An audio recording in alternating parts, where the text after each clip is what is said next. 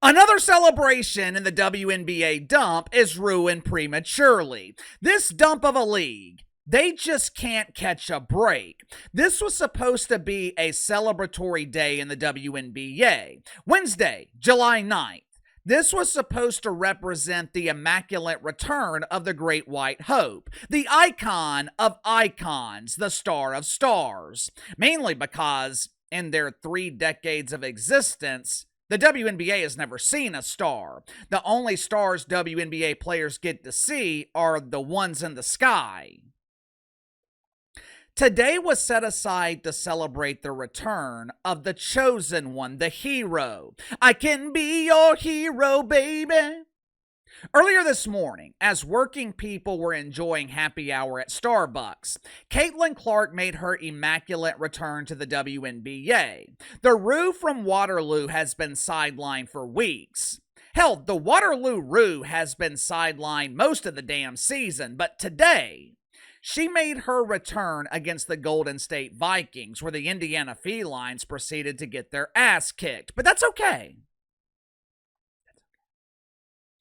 The result of the game was inconsequential. The result does not matter. The only thing that matters to the networks, the only thing that matters to the diva of Dump Divas, Kat Engelbert, is Katie's back. All right.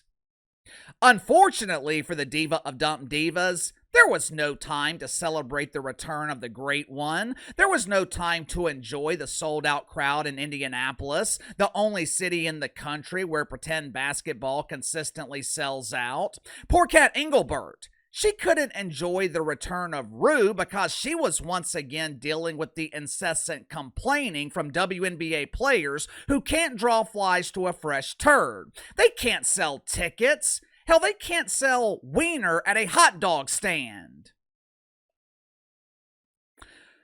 Once again, WNBA players are complaining about the supposed insulting proposal that the league offered during negotiations for a new CBA. Headline at Front Office Sports. WNBA players call league proposal for fixed salary cap inadequate.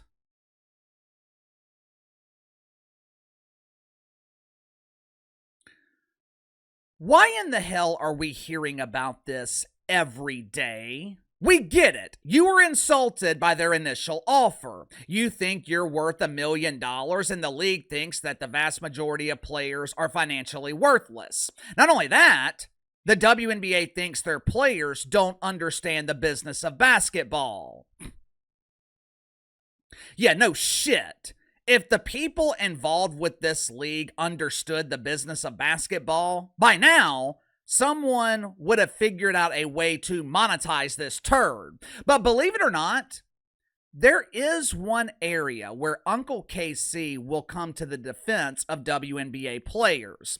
As you guys know, it is extremely rare for Uncle KC to defend pretend basketball players not named Caitlin Clark, or maybe Sophie Cunningham.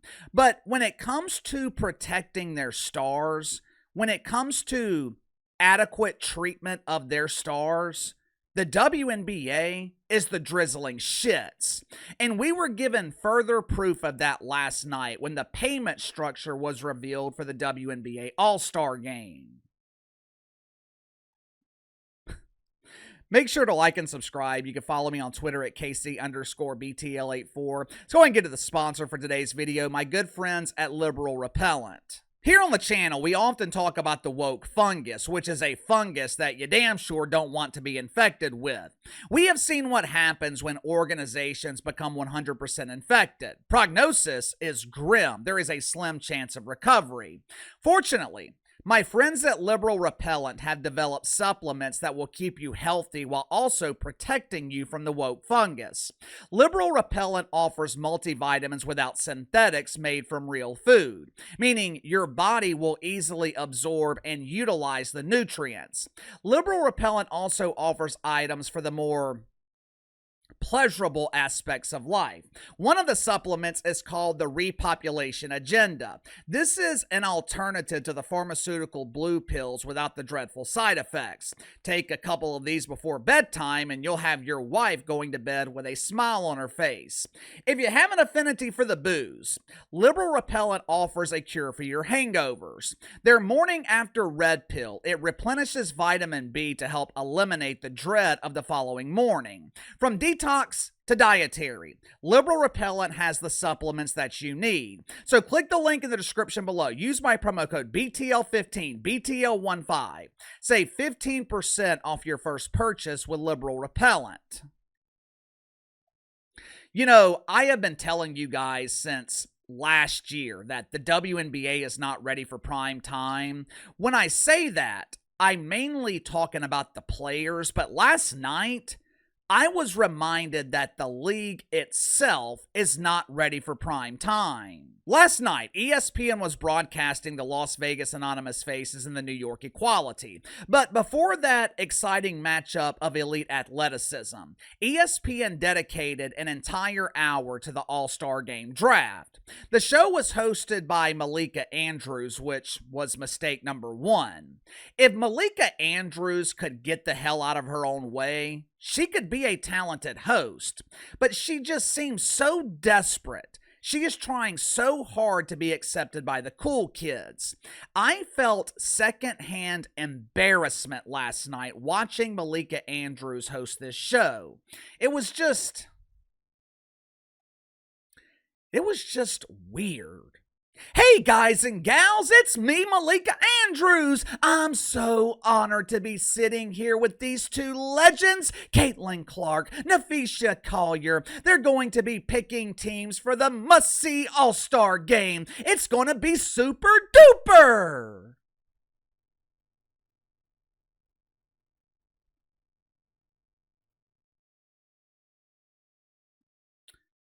After the introductions, ESPN shows a list of the supposed stars that Caitlin Clark and Napheesa Collier can choose from. I'm looking at the list, and I don't know if I'm looking at basketball players or a missing persons report. Alistair Gray, Nika Agwumike, Gabby Williams.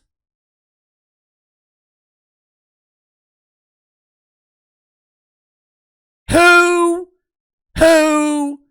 and who? I thought the Agwumike lady was named Shanae. I thought Gabby was the governor of the People's Republic of California. I didn't know Gabby was also pretending to play basketball in the WNBA. But there was something else I noticed last night that should have been unacceptable if you're Kat Engelbert. This should have been unacceptable if you're the owner of a WNBA team. And this is the conflict of interest that I've been talking about when we discuss negotiations for a new CBA. Napheesa Collier. She's there last night picking her team and radiating the screen with her lovely smile. But I look at her shirt. And instead of wearing her team jersey, instead of wearing WNBA merchandise, Napheesa Collier is wearing a shirt promoting Unrivaled. Not only that, Unrivaled was actually mentioned during the broadcast.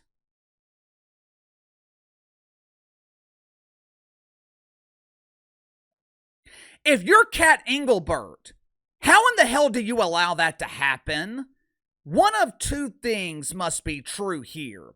Either Kat Engelbert is incompetent or Napheesa Collier has no respect for her. Either way, it ain't a good look. And neither is this headline of the New York Post.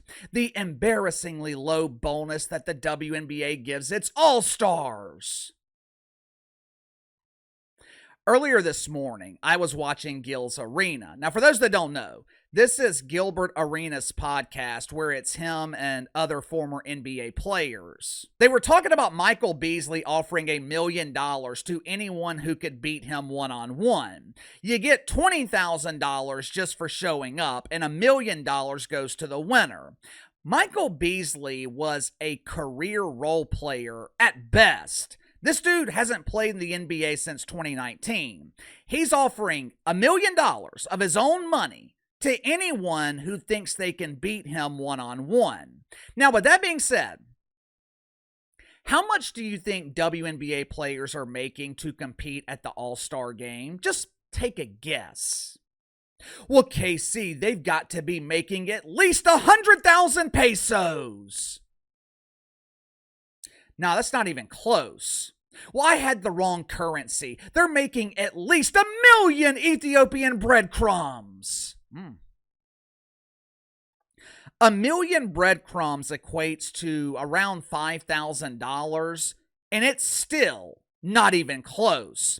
NBA players are given $125,000 for showing up to the All-Star Game and humiliating the league.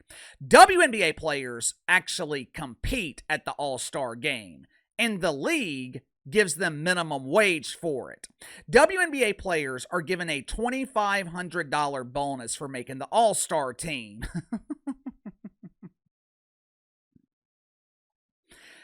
I have sponsors that pay me more than that to advertise on my channel. I am no defender of WNBA players, but even I think this is ridiculous. You know you're in the wrong when Uncle KC is coming to the defense of WNBA players. I know the dump isn't used to dealing with stars. I know the WNBA is not accustomed to dealing with star players, but whether it's officiating during games or the lack of pay at the All-Star Game, this league does a horrendous job of taking care of their star players. This is one of the reasons I believe we are going to see a lockout in the WNBA. Don't think for a second what happened last night was coincidental. Napheesa Collier knew exactly what she was doing. That shit was intentional. She was promoting Unrivaled on a WNBA broadcast. She was promoting a rival league on a WNBA broadcast. But KC, Unrivaled isn't a competitor to the WNBA. They're friends. They're besties. Yeah, sure. WNBA players have been emboldened. This illusion of success, they think it's given them leverage. But this is what Kat Engelbert is talking about when she says WNBA players don't understand the business. The WNBA is not successful. Caitlin Clark is successful. Kat is in a tough spot here. How can she go to NBA owners and justify paying someone like Bob Greiner $1 million a year? How can she justify paying Napheesa Collier $1 million a year? The truth is, Napheesa Collier is not a draw. Don't take my word for it. Look at the attendance for yourself. The Minnesota Linkers, they can't fill the Target Center to half capacity. I agree that WNBA players are underpaid for the All-Star Game, but I just don't know how you can justify $1 million salaries for anyone in this league other than Caitlin Clark. Are we headed towards a lockout? Was Napheesa Collier intentional last night promoting Unrivaled on a WNBA broadcast? Let me know. Sound off in the comments below. I'll see you guys tomorrow.